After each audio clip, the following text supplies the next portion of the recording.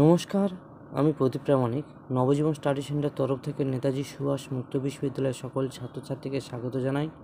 এই মুহূর্তে যে সকল ছাত্রছাত্রীরা নেতাজি সুভাষ ওপেন ইউনিভার্সিটি থেকে MA করছেন, নিউ কিংবা ওল্ড, তো আপনাদের এই মুহূর্তে যে লেটেস্ট কিছু আপডেট নিয়ে চলে এসেছি, যেগুলো আপনাদের অনেক স্টুডেন্টদের নানান সমস্যার মধ্যে আপনারা পড়েছেন। সেই সমস্যাগুলো আপনারা বারে বারে আমাকে মেসেজ করছেন কিংবা ফোন করছেন।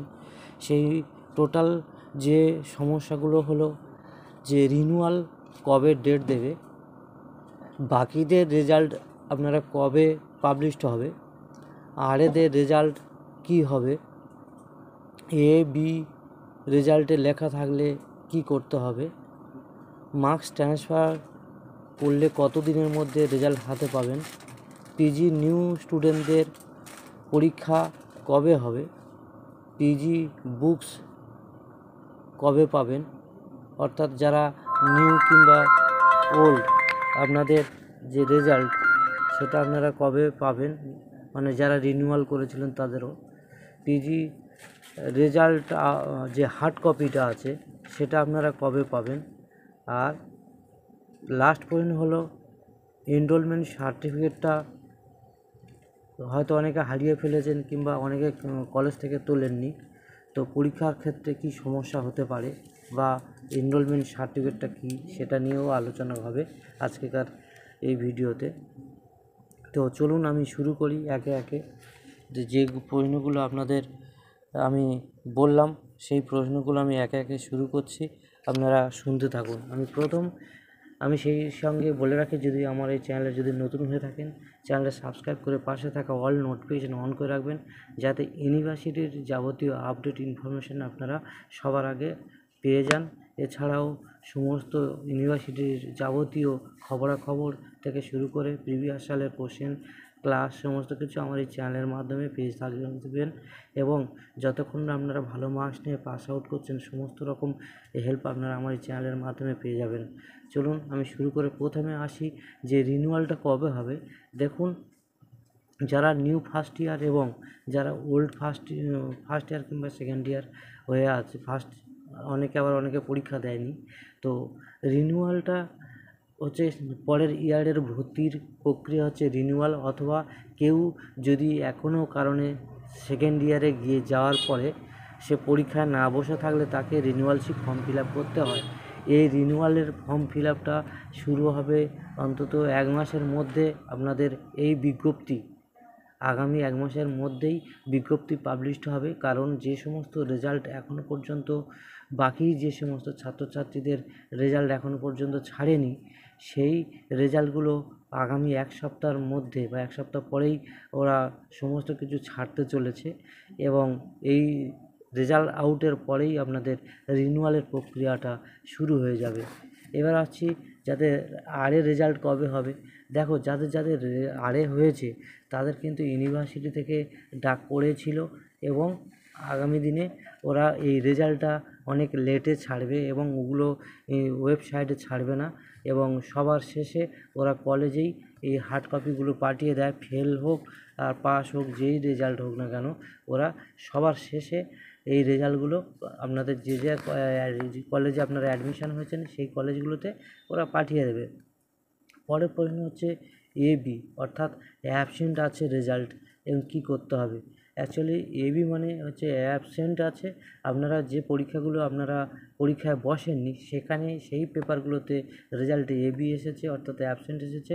আপনারা নেক্সট বারে যখন পরীক্ষায় বসবেন তখন ফ্রেশ রেজাল্ট আসবে, তখন AB এই শব্দটা থাকবে না, তখন যে মার্কস পাবেন সেটা ওই জায়গাতে লেখা থাকবে। এরপরে আসি মার্কস ট্রান্সফার করলে কতদিন পরে রেজাল্ট পাবেন। দেখুন, মার্কস ট্রান্সফার করলে মিনিমাম অন্তত 3 মাস মতো, কারো 2 মাস মতো এরকমই সময় লাগছে।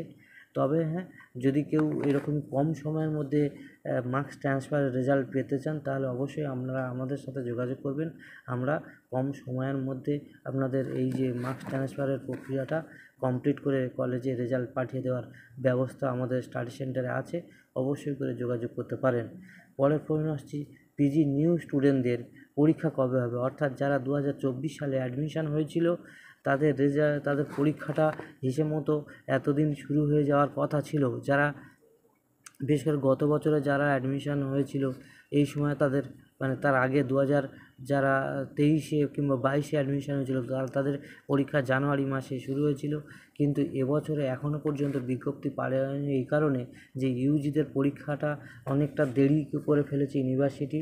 সেই কারণে এখনও পর্যন্ত পরীক্ষা তাদের কমপ্লিট না হওয়া পর্যন্ত নতুন যে সমস্ত ছাত্রছাত্রীদের অর্থাৎ পিজি ফার্স্ট ইয়ার যারা নিউ আছে কিংবা সেকেন্ড ইয়ার যারা এবছর উঠবে সবারই পরীক্ষাটা তো একসাথে নেবে। ওই জন্য আপনাদের খুব তাড়াতাড়ি বিজ্ঞপ্তিটা পাবলিশড হতে চলছে। আগে রিনিউয়ালের কাজটা ওরা সেরে নেবে, তারপরেই আমরা নেক্সট যে ভিডিওটা দেবো মোটামুটি একটা ফাইনাল ডেট আমরা হয়তো জানিয়ে দিতে পারি যে কোন মাসে কবে থেকে ফাইনাল পরীক্ষাটা আপনাদের শুরু হবে।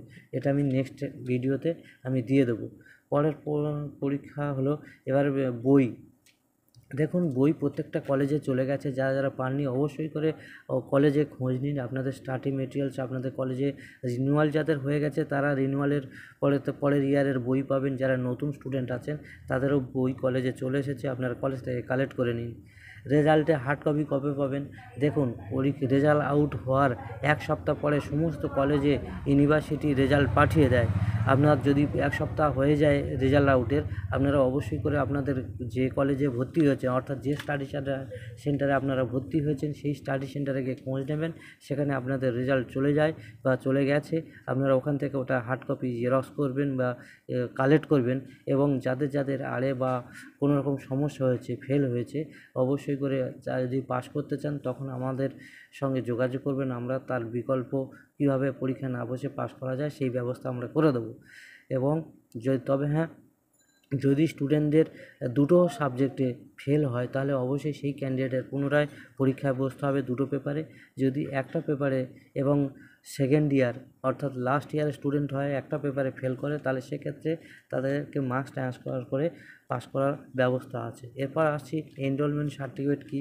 দেখো, এনরোলমেন্ট সার্টিফিকেট বা রেজিস্ট্রেশন নাম্বার, এটা ইউনিভার্সিটিতে ভর্তি হওয়ার পরে বা টাকা পেমেন্টের পরে ওরা এই রেজিস্ট্রেশন নাম্বারটা বা এনরোলমেন্ট আইডেন্টি কার্ডটা কলেজে পাঠায় এবং এই নাম্বারটা যতক্ষণ না আপনারা পাস আউট করছেন সমস্ত কাজে এই নাম্বারটা লাগে।